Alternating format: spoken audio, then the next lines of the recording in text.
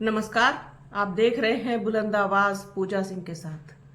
दोस्तों, हरियाणा विधानसभा चुनाव में आपने आकाश आनंद को प्रचार प्रसार करते हुए देखा, वहां पर उनकी मेहनत को देखा। अब नतीजा उस तरीके से नहीं आ पाया जैसा कि उम्मीद की जा रही थी कि नतीजा बसपा के और इनेलो के पक्ष में आ सकता है। कुछ नंबर ऑफ सीट्स वहाँ मिल सकती हैं। चुनाव है, पॉलिटिक्स है, जनता है, सब चलता है, कभी ऊपर कभी नीचे। लेकिन बसपा का वोट परसेंट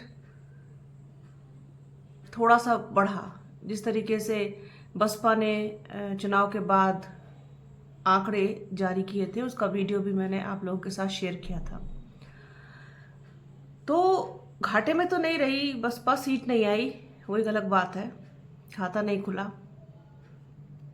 लेकिन आकाश आनंद पसंद बहुत किए गए हरियाणा में, और उम्मीद की जा रही थी कि आकाश आनंद को इसी रूप में हम महाराष्ट्र में और उत्तर प्रदेश के उपचुनाव में भी प्रचार करते हुए देखेंगे।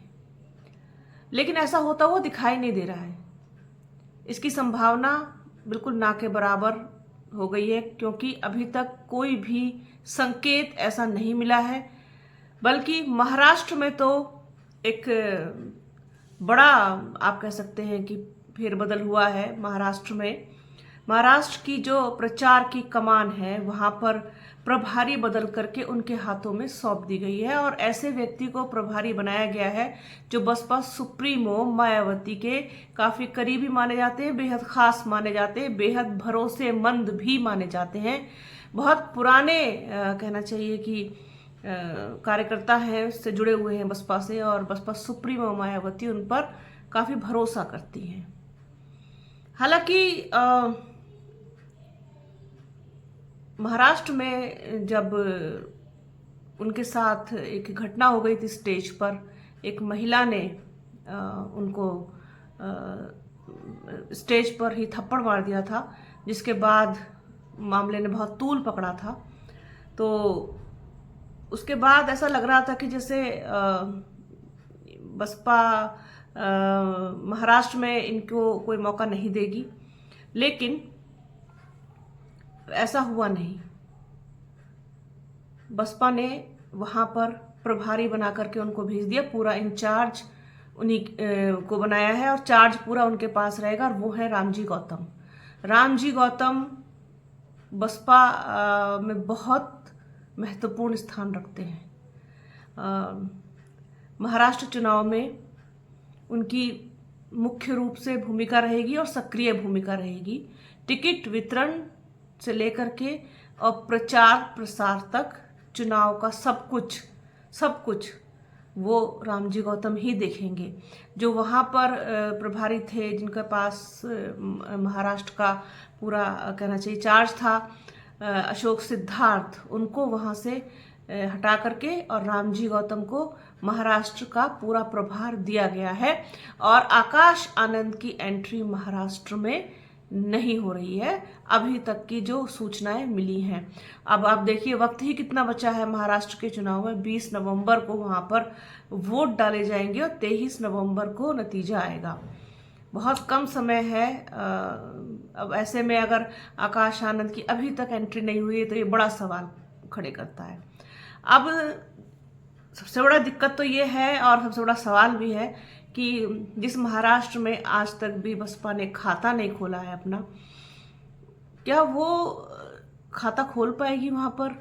जिस अंदाज को लोग पसंद करते हैं, जिस तेवरों को लोग पसंद करते हैं, जिस कहना चाहिए एक जो सरकार को घेरने का अंदाज होता है, उसको लोग पसंद करते हैं, जो आकाश आनंद में दिखाई देता है। इन सब की कमी क्या महसूस नहीं होगी? जिस तरीके से आपने देखा होगा कि राजस्थान में चुनाव हुए, मध्य प्रदेश में चुनाव हुए थे विधानसभा के, रामजी गौतम के पास ही था सब कुछ, और कुछ खास रिजल्ट वो ला नहीं पाए थे, कुछ भी नहीं। तो क्या महाराष्ट्र भी इसी तरीके से होकर रह जाएगा? क्या महाराष्ट्र इस बार फिर से वहां पर ये सिचुएशन झेलनी पड़ेगी कि खाता ना खुले? अब जो भी होगा वो आप सबके सामने होगा। बहरहाल आकाश आनंद की तो एंट्री महाराष्ट्र में नहीं हो रही, साथ ही साथ उत्तर प्रदेश के उपचुनाव में भी आकाश आनंद नजर नहीं आएंगे।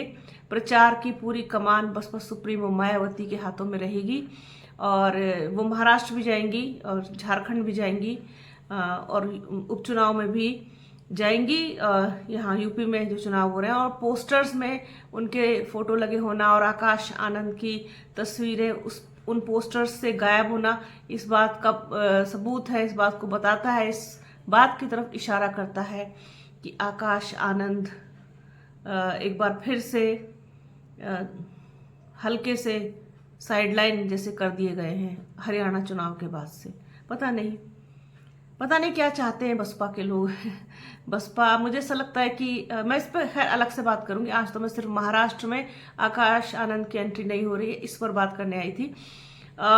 इस पर मैं अलग से बात करूंगी कि बसपा को कहीं बाहरी दुश्मनों की जरूरत नहीं है। बसपा के अंदर ही बहुत सारे दुश्मन है बसपा के, जो नहीं चाहते कि, क्योंकि आपने देखा होगा शुरू से ही दो खेमों में बटा रहा है। जब से आकाश आनंद की एंट्री बसपा में हुई है, उनको सब चीज़ों का इंचार्ज बनाया गया, उनको बड़ी जिम्मेदारियां दी गई, उनको उत्तराधिकारी बनाया गया। तब से ही कुछ लोगों को इस चीज़ का बड़ा दर्द है कि आकाश आनंद की एंट्री क्यों हुई है और इनको साइडलाइन ही होना चाहिए। तो पता नहीं क्या चीज़ है, तब से उन लोगों के साथ दिक्कत यही है, वो बसपा को उभरने नहीं देना चाहते। अब पता नहीं क्या है, अब अंदर की बात क्या है और बसपा सुप्रीमो मायावती क्या सोच रही हैं, क्या सोच समझ के वो फैसले लेती हैं, कौन उनको सलाह देता है इस तरीके की, पता नहीं। आजकल की जो राजनीति है, जो युवा जैसी चाहते हैं, उसको बार बार करने से रोक दिया जाता है। बसपा को बार बार रोकते हैं उस चीज़ को, जैसे सोशल मीडिया पर एक्टिव नहीं होना है, IT सेल नहीं बनाना है, सोशल मीडिया का कोई भी एक्टिव स्टेप नहीं लेना है, कुछ नहीं करना है, बस उसी पुराने ढर्रे पर चलते रहें आप। तो ये तो पॉसिबल नहीं है ना। उसके बाद आप रिजल्ट की फिर कोई उम्मीद अपेक्षा नहीं कर सकते। बहरहाल कुछ अजीब सी ही कैफियत है। मैं बहुत दिनों से सोच रही थी इस बारे में आप लोगों से बात करने की, मैंने काफ़ी वेट किया इसीलिए। हालांकि राजपथ भारत पर ये वीडियो काफ़ी पहले हो चुका है, मैं वेट कर रही थी। मैं कहा हो सकता है कि वो अपना डिसीजन बदलें, हो सकता है कि महाराष्ट्र में आकाश आनंद की एंट्री हो सकता है कि यूपी के उपचुनाव में भी, क्योंकि बसपा सभी सीटों पर लड़ रही है और उपचुनाव लड़ने का उसका इतिहास कभी रहा नहीं है, उसके बावजूद वो लड़ रही है। इस बार अपनी सारी सीटों पर उसने कैंडिडेट उतारे हैं। मिल्कीपुर में चूंकि अभी चुनाव नहीं होना है, वो बाद में होगा, तो बाकी जो 8 सीटें बचती हैं उन पर चुनाव होगा और 9 सीटों पर चुनाव होगा। तो सब पर BSP के कैंडिडेट हैं, लेकिन पता नहीं क्या चल रहा है। तो ये मैंने बहुत इंतजार करने के बाद, चूंकि अब एक करके आप लोगों को आगे की भी खबर देनी है, कटहरी का क्या हाल है, करहल का क्या हाल है, फूलपुर का क्या हाल है, सब बताऊंगी आपको धीरे धीरे करके, एक एक करके जैसे जैसे चुनाव नज़दीक आएगा। तो ये महाराष्ट्र पर एक बात थी, बहुत इंतजार करने के बाद, बहुत इस चीज़ को देखने के बाद कि क्या वास्तव में सच है ये कि महाराष्ट्र के चुनाव में आकाश आनंद की एंट्री नहीं हो रही है और यूपी चुनाव में भी फिलहाल नहीं हो रही है, अभी तक की जो खबरें हैं। तो सोचा ये चीज़ आप लोगों के साथ शेयर की जाए और इसको आप शेयर कर ही दूँ, क्योंकि आगे अभी तो बहुत कुछ और शेयर करना है। तो बने रहिए हमारे चैनल के साथ, हमारे चैनल को लाइक कीजिए, शेयर कीजिए, सब्सक्राइब कीजिए, बेल आइकन ज़रूर दबाइएगा, वीडियो को पूरा अंत तक देखिएगा, ज़्यादा से ज़्यादा शेयर कीजिएगा। अपना और अपनों का बहुत ख्याल रखिए। जल्द मिलूंगी आपसे एक नए वीडियो में, एक नए मुद्दे के साथ, एक नई चर्चा में। तब तक के लिए जय हिंद।